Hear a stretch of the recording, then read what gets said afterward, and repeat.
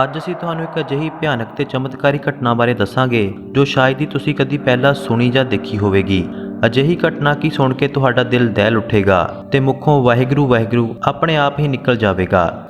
ਇਹ ਘਟਨਾ ਹੈ ਸ਼੍ਰੀ ਅੰਮ੍ਰਿਤਸਰ ਸਾਹਿਬ ਦੇ ਪਾਸ ਇੱਕ ਪਿੰਡ ਦੀ, ਜਿੱਥੇ ਸੁਰਜਨ ਸਿੰਘ ਨਾਮ ਦਾ ਜੈਲਦਾਰ ਪਾਕਿਸਤਾਨ ਭਾਰਤ ਵੰਡ ਪਿੱਛੋਂ ਆਪਣੇ ਪਰਿਵਾਰ ਸਮੇਤ ਸ਼੍ਰੀ ਅੰਮ੍ਰਿਤਸਰ ਸਾਹਿਬ ਆਇਆ ਅਤੇ ਸਰਕਾਰ ਵੱਲੋਂ ਉਸ ਨੂੰ 25-26 ਏਕੜ ਜ਼ਮੀਨ ਦਿੱਤੀ ਗਈ। ਸੁਰਜਨ ਸਿੰਘ ਦਾ ਇੱਕ ਲੜਕਾ ਸੀ ਜਿਸ ਦਾ ਨਾਮ ਜਸਵੰਤ ਸਿੰਘ ਸੀ। ਹੁਣ ਸੁਰਜਨ ਸਿੰਘ ਨੂੰ ਜ਼ਮੀਨ ਜਾਇਦਾਦ ਮਿਲੀ, ਵਧੀਆ ਘਰ-ਬਾਰ, ਨੌਕਰ ਚਾਕਰ ਸਭ ਕੁਝ ਮਿਲਿਆ। ਬਾਅਦ ਵਿੱਚ ਆਪਣੇ ਲੜਕੇ ਦਾ ਵਿਆਹ ਵੀ ਕੀਤਾ, ਕਾਰੋਬਾਰ ਵੀ ਵਧੀਆ ਚੱਲ ਰਿਹਾ ਸੀ। ਪਰ ਇੱਕੋ ਇੱਕ ਪਰੇਸ਼ਾਨੀ ਸੀ ਸੁਰਜਨ ਸਿੰਘ ਦੇ ਪਰਿਵਾਰ ਦੇ ਵਿੱਚ ਕਿ ਉਸ ਦੇ ਲੜਕੇ ਜਸਵੰਤ ਸਿੰਘ ਦੇ ਘਰ ਕੋਈ ਔਲਾਦ ਨਹੀਂ ਹੋਈ ਤੇ ਅਗਲੇ ਕਈ ਸਾਲਾਂ ਤੱਕ ਉਸ ਦੇ ਘਰ ਕੋਈ ਔਲਾਦ ਨਹੀਂ ਹੋਈ ਤੇ ਨਾ ਹੀ ਕੋਈ ਉਮੀਦ ਦਿਖਾਈ ਦੇ ਰਹੀ ਸੀ। ਹੁਣ ਸੁਰਜਨ ਸਿੰਘ ਨੂੰ ਆਪਣੀ ਵੰਸ਼ ਅੱਗੇ ਨਾ ਵਧਦੀ ਦਿਖਾਈ ਦੇ ਰਹੀ ਸੀ। ਇਸੀ ਪਰੇਸ਼ਾਨੀ ਤੇ ਦੁੱਖ ਦੇ ਵਿੱਚ ਉਹ ਬਿਮਾਰ ਰਹਿਣ ਲੱਗਿਆ। ਪਾਕਿਸਤਾਨ ਦੇ ਵਿੱਚ ਇੱਕ ਵੱਡਾ ਜ਼ਿਲ੍ਹੇਦਾਰ ਜੈਲਦਾਰ ਸੁਰਜਨ ਸਿੰਘ ਆਪਣੀ ਵੰਸ਼ ਅੱਗੇ ਨਾ ਵਧਦੀ ਦੇਖ ਇਸ ਦੁਨੀਆ ਤੋਂ ਚਲਿਆ ਗਿਆ। ਹੁਣ ਉਸ ਦਾ ਲੜਕਾ ਜਸਵੰਤ ਸਿੰਘ ਤੇ ਉਸ ਦੀ ਪਤਨੀ ਘਰ ਦੇ ਵਿੱਚ ਇਕੱਲੇ ਰਹਿ ਗਏ। ਫਿਕਰ ਤਾਂ ਜਸਵੰਤ ਸਿੰਘ ਨੂੰ ਵੀ ਓਨੀ ਹੀ ਸੀ। ਉਸ ਤੋਂ ਬਾਅਦ ਜੋ ਇੰਨੀ ਜ਼ਮੀਨ ਤੇ ਜਾਇਦਾਦ ਪੈਸਾ ਬਣਾਇਆ ਉਹ ਕਿਸ ਕੰਮ ਦਾ। ਸੋ ਇਲਾਜ ਕਰਵਾਉਣ ਵਾਸਤੇ ਉਹ ਦੋਨੋਂ ਅੰਮ੍ਰਿਤਸਰ ਜਾਇਆ ਕਰਦੇ। ਪਰ ਜਦੋਂ ਡਾਕਟਰਾਂ ਨੇ ਵੀ ਜਵਾਬ ਦੇ ਦਿੱਤਾ ਤਾਂ ਦੇਸੀ ਦਵਾਈਆਂ ਦਾ ਲੜ ਫੜ ਲਿਆ। ਜਦੋਂ ਉੱਧਰੋਂ ਵੀ ਜਵਾਬ ਹੋ ਗਿਆ ਤਾਂ ਜਿੱਥੇ ਵੀ ਕੋਈ ਦੱਸਦਾ ਜਸਵੰਤ ਸਿੰਘ ਉਂਝ ਹੀ ਕਰਦਾ। ਕੋਈ ਬਾਬਾ ਫਕੀਰ ਗੁਰੂ ਦਾ ਦਰ ਨਹੀਂ ਛੱਡਿਆ। ਜਸਵੰਤ ਸਿੰਘ ਨੇ ਹਰ ਟੂਣਾ ਟੋਟਕਾ ਵੀ ਕੀਤਾ ਪਰ ਕੋਈ ਹੱਲ ਨਾ ਨਿਕਲਿਆ।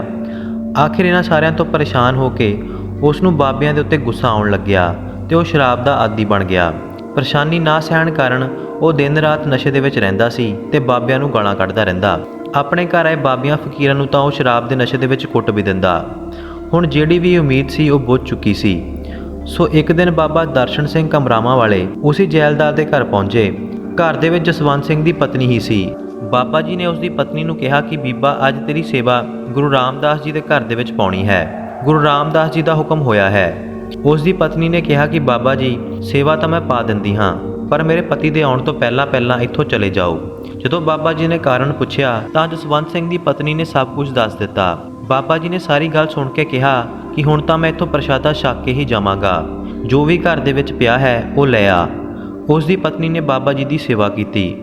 ਪ੍ਰਸ਼ਾਦਾ ਛਕਣ ਤੋਂ ਬਾਅਦ ਬਾਬਾ ਜੀ ਨੇ ਕਿਹਾ ਕਿ ਹੁਣ ਦੱਸ, ਗੁਰੂ ਰਾਮਦਾਸ ਸਾਹਿਬ ਜੀ ਅੱਗੇ ਕੀ ਅਰਦਾਸ ਕਰਵਾਉਣੀ ਹੈ। ਜਸਵੰਤ ਸਿੰਘ ਦੀ ਪਤਨੀ ਨੇ ਕਿਹਾ ਕਿ ਬਾਬਾ ਜੀ, ਮੈਂ ਕੀ ਮੰਗਣਾ ਤੇ ਕੀ ਅਰਦਾਸ ਕਰਵਾਉਣੀ।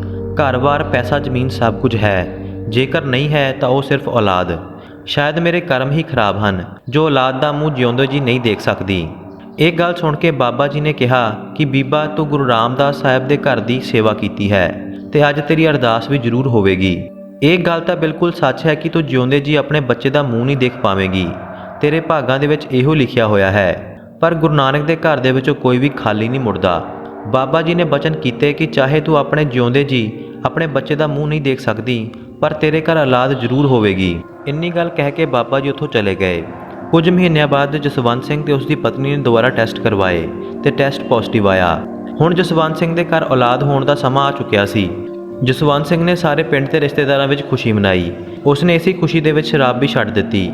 ਜਿਉਂ-ਜਿਉਂ ਸਮਾਂ ਲੰਘਦਾ ਗਿਆ, ਜਸਵੰਤ ਸਿੰਘ ਦੀ ਪਤਨੀ ਨੇ ਜਸਵੰਤ ਸਿੰਘ ਨੂੰ ਕਿਹਾ ਕਿ ਮੈਂ ਤੁਹਾਡੇ ਨਾਲ ਇੱਕ ਗੱਲ ਕਰਨੀ ਹੈ। ਕੁਝ ਦਿਨ ਪਹਿਲਾਂ ਬਾਬਾ ਜੀ ਸਾਡੇ ਘਰ ਆਏ ਸੀ ਤੇ ਲੰਗਰ ਛਕਣ ਤੋਂ ਬਾਅਦ ਉਹਨਾਂ ਨੇ ਕੁਝ ਬਚਨ ਕੀਤੇ ਸੀ। ਜਸਵੰਤ ਸਿੰਘ ਦੀ ਪਤਨੀ ਨੇ ਕਿਹਾ ਕਿ ਮੈਨੂੰ ਲੱਗਦਾ ਹੈ ਕਿ ਮੈਂ ਆਪਣੇ ਬੱਚੇ ਨੂੰ ਦੇਖੇ ਬਿਨਾਂ ਹੀ ਮਰ ਜਾਣਾ ਹੈ।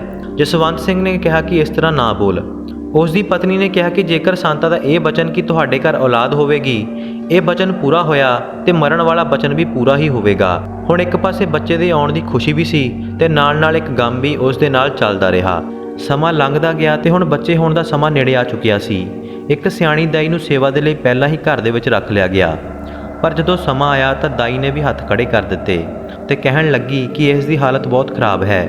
ਬੱਚਾ ਵੀ ਪੁੱਠਾ ਪੈ ਚੁੱਕਿਆ ਹੈ ਤੇ ਪੇਟ ਦੇ ਵਿੱਚ ਪਾਣੀ ਵੀ ਭਰਨ ਲੱਗ ਪਿਆ ਹੈ। ਦਾਈ ਕੋਈ ਵੀ ਰਿਸਕ ਨਹੀਂ ਲੈਣਾ ਚਾਹੁੰਦੀ ਸੀ ਤੇ ਦਾਈ ਨੇ ਜਸਵੰਤ ਸਿੰਘ ਨੂੰ ਕਿਹਾ ਕਿ ਇਸ ਨੂੰ ਅੰਮ੍ਰਿਤਸਰ ਹਸਪੀਟਲ ਲੈ ਜਾਓ। ਜੀਪ ਦੇ ਵਿੱਚ ਪਾ ਕੇ ਜਸਵੰਤ ਸਿੰਘ ਆਪਣੀ ਪਤਨੀ ਨੂੰ ਹਸਪੀਟਲ ਲੈ ਕੇ ਆਇਆ ਤੇ ਡਾਕਟਰਾਂ ਨੇ ਕਿਹਾ ਕਿ ਇਹ ਤਾਂ 20 ਮਿੰਟ ਪਹਿਲਾਂ ਹੀ ਮਰ ਚੁੱਕੀ ਹੈ। ਜਿੰਨੇ ਸਮੇਂ ਦੀ ਇਹ ਮਰ ਚੁੱਕੀ ਹੈ, ਇਸ ਦਾ ਬੱਚਾ ਵੀ ਨਾਲ ਹੀ ਮਰ ਚੁੱਕਿਆ ਹੋਵੇਗਾ।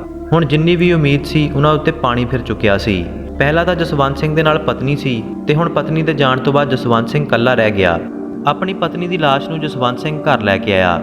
ਸੰਸਕਾਰ ਦੀ ਤਿਆਰੀ ਕੀਤੀ ਗਈ। ਸਾਰੇ ਦੁਖੀ ਸੀ ਕਿ ਇੰਨੇ ਸਮੇਂ ਬਾਅਦ ਬੱਚਾ ਹੋਇਆ ਸੀ ਤੇ ਹੁਣ ਇਹ ਭਾਣਾ ਵਰਤ ਗਿਆ। ਜਸਵੰਤ ਸਿੰਘ ਵੀ ਇਹੀ ਸੋਚ ਰਿਹਾ ਸੀ ਕਿ ਸੰਤਾਂ ਦੇ ਬਚਨ ਕਿਵੇਂ ਝੂਠੇ ਪੈ ਸਕਦੇ ਨੇ। ਉਸ ਤੋਂ ਬਾਅਦ ਚਿਖਾ ਸਜਾਈ ਗਈ। ਅੱਗ ਲਗਾ ਦਿੱਤੀ ਗਈ ਅਤੇ ਅੱਗ ਦੀਆਂ ਵੱਡੀਆਂ-ਵੱਡੀਆਂ ਲਪਟਾਂ ਉੱਪਰ ਉੱਠਣ ਲੱਗੀਆਂ। ਲੋਕ ਵਾਪਿਸ ਜਾਣ ਦੀ ਤਿਆਰੀ ਕਰਨ ਲੱਗੇ ਕਿ ਅਚਾਨਕ ਹੀ ਉੱਥੇ ਕੁਝ ਅਜਿਹਾ ਹੋਇਆ ਜਿਸ ਨੇ ਸਾਰਿਆਂ ਨੂੰ ਸੋਚਾਂ ਤੇ ਫਿਕਰਾਂ ਦੇ ਵਿੱਚ ਪਾ ਦਿੱਤਾ। ਅਚਾਨਕ ਹੀ ਚੱਲਦੀ ਹੋਈ ਚਿਖਾ ਡਿੱਗ ਗਈ ਤੇ ਹੌਲੀ-ਹੌਲੀ ਸਾਰੀਆਂ ਲੱਕੜਾਂ ਡਿੱਗਣ ਲੱਗੀਆਂ। ਜਿਵੇਂ ਹੀ ਜਸਵੰਤ ਸਿੰਘ ਦੀ ਪਤਨੀ ਦੇ ਪੇਟ ਨੂੰ ਸੇਕ ਲੱਗਿਆ, ਉਸ ਦਾ ਪੇਟ ਫਟਣ ਤੋਂ ਬਾਅਦ ਉਸ ਦਾ ਬੱਚਾ ਬਾਹਰ ਆ ਕੇ ਡਿੱਗਿਆ। ਜਲਦੀ ਦੇ ਨਾਲ ਉੱਥੇ ਖੜੀਆਂ ਔਰਤਾਂ ਨੇ ਬੱਚੇ ਨੂੰ ਚੁੱਕਿਆ, ਸਾਫ਼ ਕੀਤਾ ਤਾਂ ਦੇਖਿਆ ਬੱਚੇ ਦੇ ਸਾਹ ਚੱਲ ਰਹੇ ਸੀ। ਚਾਰੇ ਪਾਸੇ ਸੁੰਨ ਪੈ ਗਈ ਕਿ ਇਹ ਕਿਹੋ ਜਿਹਾ ਚਮਤਕਾਰ ਹੋ ਗਿਆ। ਬੱਚੇ ਨੂੰ ਹਸਪਤਾਲ ਲਿਜਾਇਆ ਗਿਆ। ਬੱਚਾ ਬਿਲਕੁਲ ਤੰਦਰੁਸਤ ਤੇ ਸਿਹਤਮੰਦ ਸੀ। ਅੱਜ ਜਸਵੰਤ ਸਿੰਘ ਦੀ ਕੁਲ ਦਾ ਵਾਰਿਸ, ਜੋ ਕਿ ਗੁਰੂ ਰਾਮਦਾਸ ਸਾਹਿਬ ਜੀ ਦੇ ਘਰ ਦੀ ਦੇਣ ਸੀ, ਉਹ ਅੱਜ ਜਸਵੰਤ ਸਿੰਘ ਦਾ ਵੰਸ਼ ਚਲਾ ਰਹੀ ਹੈ। ਜਸਵੰਤ ਸਿੰਘ ਨੇ ਕਿਹਾ ਕਿ ਜਿੱਥੇ ਉਸ ਦੇ ਬੱਚੇ ਦਾ ਜਨਮ ਹੋਇਆ ਹੈ, ਉਹ ਗਰੀਬਾਂ ਦੇ ਵਿੱਚ ਦਾਨ ਕਰ ਦੇਵੇਗਾ। ਉਸੇ ਜ਼ਮੀਨ ਦੇ ਵਿੱਚ ਉਸਨੇ ਪਲਾਟ ਕੱਟ ਕੇ ਲੋੜਵੰਦਾਂ ਨੂੰ ਦਾਨ ਕਰ ਦਿੱਤੀ। ਅੱਜ ਵੀ ਉਸ ਜ਼ਮੀਨ ਦਾ ਨਾਮ ਸਿਵਿਆਂ ਵਾਲੀ ਪੱਟੀ ਵੱਜਦਾ ਹੈ, ਕਿਉਂਕਿ ਉੱਥੇ ਹੀ ਉਸ ਦੇ ਬੱਚੇ ਦਾ ਜਨਮ ਹੋਇਆ ਸੀ ਅਤੇ ਉੱਥੇ ਹੀ ਉਸ ਦੀ ਪਤਨੀ ਦਾ ਸੰਸਕਾਰ ਵੀ ਹੋਇਆ ਸੀ। ਸੋ ਇਸ ਤਰ੍ਹਾਂ ਸਾਧੂ ਦੇ ਵਚਨ ਪੂਰੇ ਹੋਏ ਕਿ ਚਾਹੇ ਤੇਰੇ ਭਾਗਾਂ ਦੇ ਵਿੱਚ ਬੱਚੇ ਦਾ ਮੂੰਹ ਦੇਖਣਾ ਨਹੀਂ ਵੀ ਲਿਖਿਆ, ਪਰ ਤੇਰੇ ਘਰ ਔਲਾਦ ਜ਼ਰੂਰ ਹੋਵੇਗੀ।